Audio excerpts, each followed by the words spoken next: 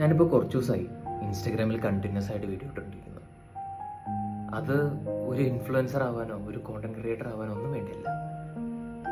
It's just to show that I love acting. ഞാൻ ഇപ്പോഴും അഭിനയിക്കാൻ അത്രയും ക്രേവിംഗ് ആയിട്ട് നടക്കുകയാണ്. ഒരു ചാൻസെങ്കിൽ ഒരു ചാൻസ്.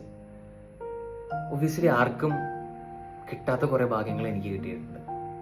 ഇപ്പോൾ ഈ ഡയറക്ഷൻ കേസ് തന്നെ എനിക്ക് ധ്യാൻ ചേട്ടനെ വെച്ചിട്ടാണ് എനിക്ക് ഫസ്റ്റ് ആഡ് തന്നെ ചെയ്യാൻ പറ്റിയത്. അതങ്ങനെ എളുപ്പത്തിൽ ആർക്കും കിട്ടില്ല. എനിക്ക് ജസ്റ്റ് ഒരു കോൺഫിഡൻസ് വരാൻ വേണ്ടിയോ മേ ബി ഒരു തീരുമാനമാവുമല്ലോ.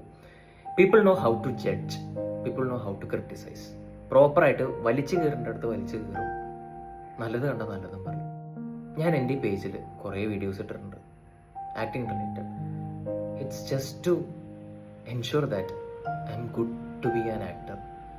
അത് ഞാൻ ജനത്തിലേക്ക് വിട്ടുക. കാരണം അറിയാലോ ഇവൻ അഭിനയിക്കാൻ പറ്റുന്ന ആളാണ്.